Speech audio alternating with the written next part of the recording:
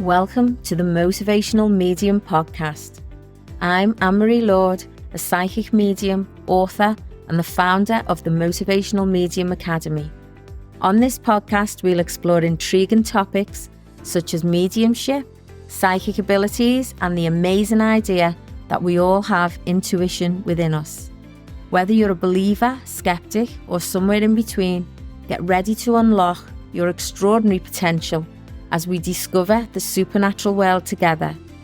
If you want your questions featured on the show, be sure to join my tribe by subscribing to my newsletter at annemarielord.com. Let's go. Hello, my friend, and welcome to this week's podcast. This is quite an exciting podcast this week. I've got a beautiful friend of mine. Well, she's actually not only my friend, she's my podcast manager. So she's amazing. She's the lady behind everything that goes out to you guys. Without her, I don't know where we'd be. Lots of extra messages within the podcast. She edits everything for me. She's fantastic. Anyway, why she's here today is because we want to talk about kids that see spirit. Now, let me just explain a little bit. Laura contacted me and was talking to me about her daughter. And why she was talking to me about this is because when I did a reading for her a little while ago, and as most of you know, I never remember my readings, I said to her that one of her children was quite intuitive and saw spirit. Anyway, I couldn't remember this. However, Laura contacted me and was talking to me about her daughter and said, Anne-Marie, she's actually come to me and told me she sees spirits. And without our conversation, I would never have known what to do. And that brings us why I've invited Laura onto the podcast today to go into this in more detail, just in case anyone listening to this has actually got a child who is coming to them saying that they see spirits and how to deal with this. Now, even though I see spirits and I've been this way for many, many, many, many years since I can remember, I'm not the big expert on this. This is just my point of view. This is just my experience, if you like. And that's how I get to help people.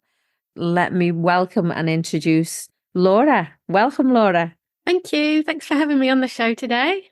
Oh, you're welcome. Thanks for coming along and thanks for sharing this experience. It made me feel quite privileged, actually, for you to come and ask me these questions and to share this, which is quite a private matter, really, which families experience. And you trusted me to come and get some answers. So thank you very much.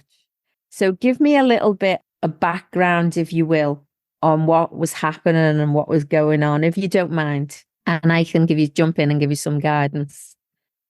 So before I had the reading with you, my daughter, I'd ask her to do things around the house and she would say, no, Mum, I'm scared. And she thought that was an excuse because she didn't want to do something. So I'd be like, go and make your bed. No, I'll go if you come with me. I'm scared. And I'd be like, this is really getting on my nerves. You're just doing this as an excuse. And so we used to end up having arguments about it. And then you did a reading for me and you told me that my grandparents love seeing my daughter and that the veil was thin, I think were the words you said. And ever since then, I've seen things more from her point of view and thought, oh, maybe she is actually seeing things. And I shouldn't be saying it's an excuse for her not wanting to do something. So I actually sat and spoke to her about it rather than telling her off. And I said, so what is it that you're seeing? Why are you scared? She said, I don't see people, but I imagine people when I go somewhere where you're not. And I said, and how does it feel? She said, they're not scary, but I'm worried that one day they'll boo me, which means, I guess, scare her. She wants me there because she sees them more when she's on her own. You know, let's be realistic. If you've got a child, they don't want to be around strangers because they never feel comfortable. So they will only feel comfortable if they're with their parents or the people who look after them, you know? It's the same thing, really. So when she's got you there, she feels more confident and she feels less afraid. Now, even though she can feel, and she said that to you, even though she feels that these are not scary people, so she can feel the energy of them being quite lovely, which your grandparents came across really lovely. So they're communicating with her, or they're dropping into their head, if you like. And that's why she says about thinking about it, thoughts, because that's how we get our readings and our visions, is through dropping of thoughts. So when we see scary movies, if you like, on the telly where people are outside of your body or outside of your mind, in my experience, it just doesn't quite work like that. It's more the thoughts. So she feels the people that are around her, and to have you there is making that less scary. And then she can get to know who they are, and then she won't be afraid anymore. Now, if you don't mind me asking, can I ask how old your daughter is? She's 6. She's 6. Okay. And why I asked that question was because the veil is really, really thin between when we're born to the ages of 7. So what you might notice over the next maybe 2 years to 3 years, if this happens, she might stop mentioning this as often, or she won't say she's afraid or things like that. Because a lot of the time, as we grow really, and our senses become reliable on, our tangible senses, then our knowledge and our intuition connecting us with the spirit world seems to diminish. It gets given a back shelf, if you like. Not for everybody, but for some people, it gets given a back shelf. So even though I know you, it'll be interesting for me to keep in touch with you over your daughter to see how this is going. Does that make sense? Yeah, definitely. The funny thing is with her as well, like for the last 2 years, she's been sleeping with her older sister in her bed. She's too scared to sleep in her own bed. But she says it's only at night time because she says they're around the bed. So one night she was specifically worried about them being by the bed. And this is where I'm thankful for you for listening to your podcast. I remember episodes where you say spirits talk to you and you tell them to go away. So I said to her, just say to them that you don't want them around your bed. She did say she likes the spirits around her during the day because they keep her company, but at night she doesn't want them around her bed. So I said to her to say to them that you don't want them around the bed, but you don't want them gone forever. And so she did that, and she kept saying it before she went to bed. And then in the morning I asked her, how was it? And she said, yeah, they weren't there. So we just did that little routine before bed and she's okay. Yeah. And it's a comfort thing, isn't it? So she feels comforted. You mentioned that she doesn't want them gone forever because she feels comfortable when they're around her. Just like children feel comfortable, if they've got beautiful grandparents, if they continue to come around to that energy, because we're all balls of energy. That's what we are. We're all connective energy and a collective consciousness.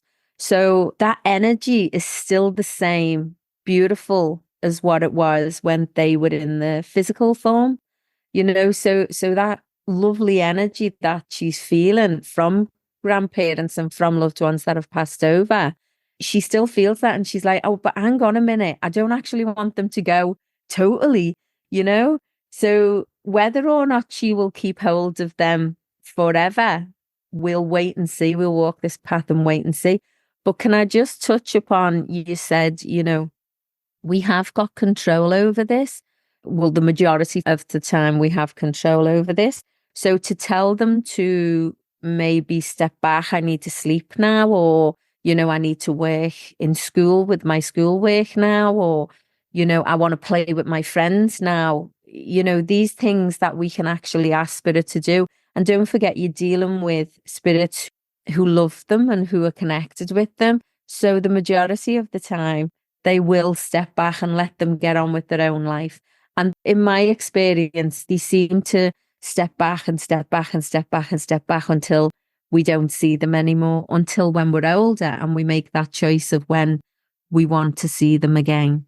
Yeah. So it's beautiful that you're doing this with your daughter. You're allowing her to be open about this and to embrace it, really, which is amazing.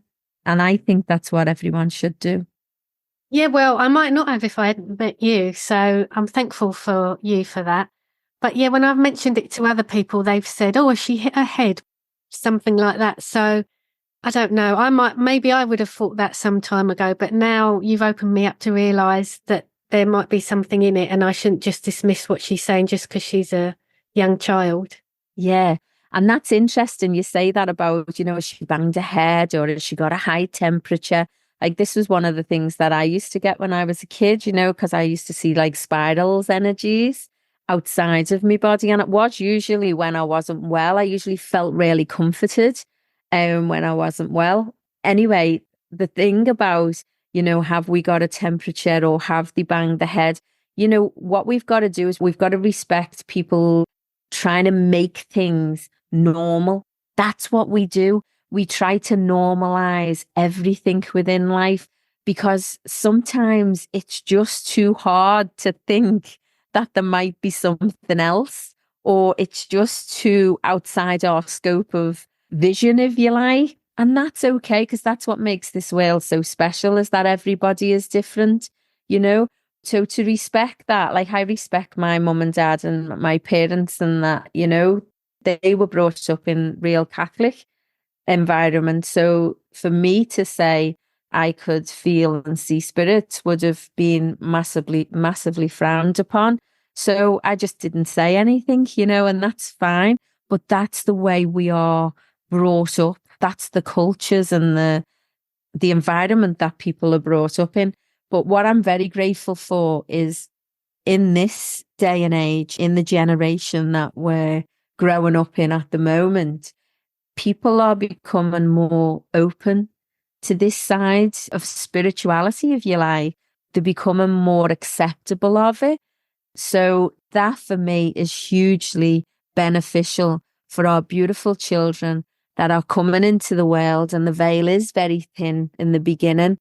And it's allowing them to be able to talk openly with their parents or their loved ones to say, hey, something really strange happened to me yesterday. And to notice them signs of like where she's saying, I don't want to sleep on my own, or I don't want to go into the room on my own, or things like that. We've got to be careful though, because there's a fine line between taking a lend of us, if that makes sense, than actually, using this as like an excuse, if you like. Yeah. Yeah. I hope that made sense. Yeah, it did make sense. I'm hoping now that she feels comfortable to talk to me about it. And what was interesting was when you said you saw spirals, I asked her what she sees, and she said wind. So I don't know if that's a thing. Isn't that interesting? Because what is wind but energy? Spirals, electricity. Do you remember it like years ago, like you're from the UK as well, when we got summers and we got hot summers, we never had aircon and things like that. So we would all be in the street and we'd have tarmac on the ground and it used to bubble. Do you remember? Yeah. The bubbles, and we'd get the lollipop sticks and yes, we either played in mud or we played in tar. This is our this is our childhood. No, I'm only kidding. But sometimes when we looked across the floor, we could see that energy rising, that heat energy, and that's all we are. That's what we become when we don't have this physical body anymore. Because our energy is what keeps our cells alive within the body. We talk about life force energy, we talk about different kinds of energy within different spiritual practices. People talk about chi and talk about things like that.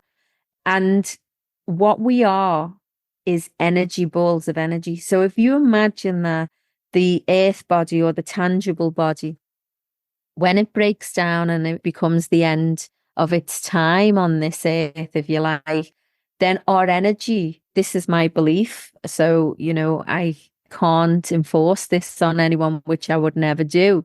This is just my belief and my experience through seeing spirit and working with spirit and doing lots of meditation and seeing different cultures. What I believe is that our spirit leaves the body and goes to the spirit world, to the spirit realm. Now, that is all around us.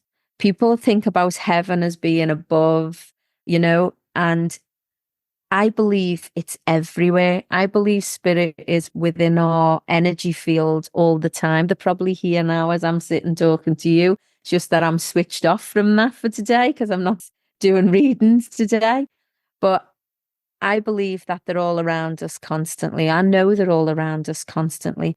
And when we are children and that veil is so thin, we can see or we can feel the energies of the people that like to pop in and see us, like our family, our close friends, you know? So to be comforted by the fact that your loved ones in spirit are still very much connected to you.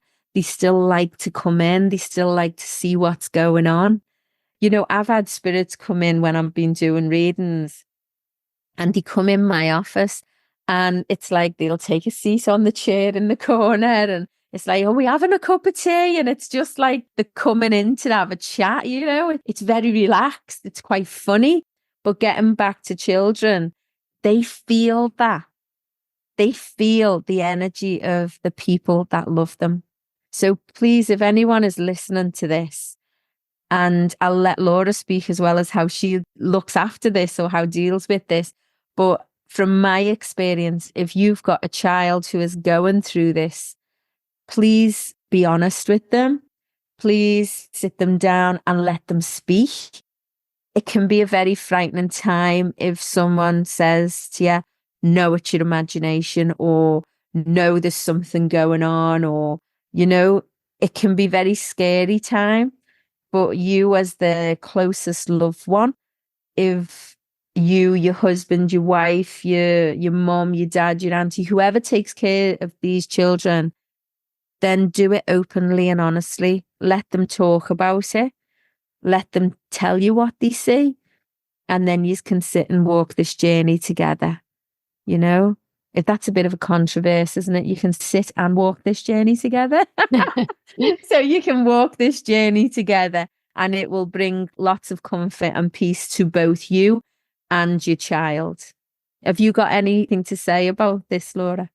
No, that's great. And I'm just thankful for you and hearing all your advice personally and through your podcast. That's helped me with my daughter because I don't think I would have been this understanding had I have not known you.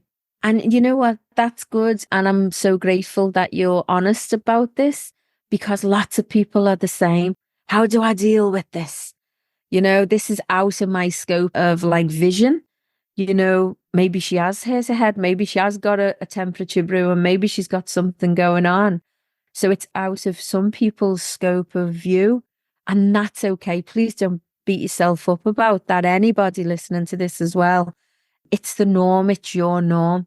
But you just might have a little earth angel that is her veil or his veil is very, very thin. Now, I hope that the veil stays thin because we could do it more people who are open to this throughout the world and it's getting stronger and better. But what you might notice is they close this veil as life becomes more important or becomes to them or becomes more busy with them. But maybe one day they might just open this up, but always know that she will have a real heightened intuition. And if she learns to go with a gut instinct on a lot of things, then this can only enhance her life hugely. I'll keep you informed and let you know how she's going. Fantastic. And thank you so much for coming on here and talking to us about your daughter. It's stepping out of your comfort zone. I know that. And I think that it can help people. Maybe someone who's listening to this podcast, it will just give them a little bit of guidance and a little bit of hope to know that this is normal. And, it's our sixth sense. We're born with this. It's just as we get older, our tangible senses become more important and society will rely on what we can see, hear, feel and touch, not what we can't see and not what we can just sense. Yeah. Maybe that'll change one day. Let's hope so. Let's hope so. So Laura, thank you so, so much for coming and doing this with me today. And can I just give a bit of a shout out to Laura as well? As I said to you before, she's an amazing podcast manager. If you're thinking of maybe doing a podcast or you've got something to share with the world, but you're quite worried about, well, where do I go and how do I start a podcast? And, where do I begin? Then please get hold of Laura. All her details will be in the show notes. But Laura, can you give us a message of where people can find you and get in touch with you? Oh, thank you, Anne-Marie. I said when we started this podcast episode, you don't need to say I'm your podcast manager, but thank you very much. The best place is probably Instagram, which is podcast.support.services. And my website is also podcastsupportservices.com.au. Thank you, Anne-Marie. You're so welcome. You're just the best. And honestly, we've just been looking at my reviews and it's getting quite a lot of following and traction in the USA. So that was amazing. So if you want to get your word out there, if you want to reach as many people as you can, like we're in Canada now, the US, New Zealand, Australia, the UK, all over the place, really. So it's brilliant. And if you want to get your message out there, if you feel you've got a message to share or a story to share that will enhance people's lives and help people that listen to your podcast, then please get in touch with Laura and she can help you do that. She's amazing.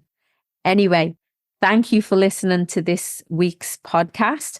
I hope it gives you a little bit of an insight into a child's world and what we see as children, far from a child these days, but is what we see as a child growing up when our veil to the spirit world is thin. Have the best week, my friend, and I'll catch you on the next show. Thank you for tuning in. I hope you enjoyed this show. It's important to note that while I'm here to inspire, encourage and guide you, I'm not a psychologist, psychiatrist or a doctor. Join me again in 2 weeks for more captivating revelations on the supernatural. Remember to be in with a chance to have your questions answered on the podcast. Subscribe to my newsletter at annemarielord.com. Stay in the tribe to vibe. I appreciate you guys. See you next time.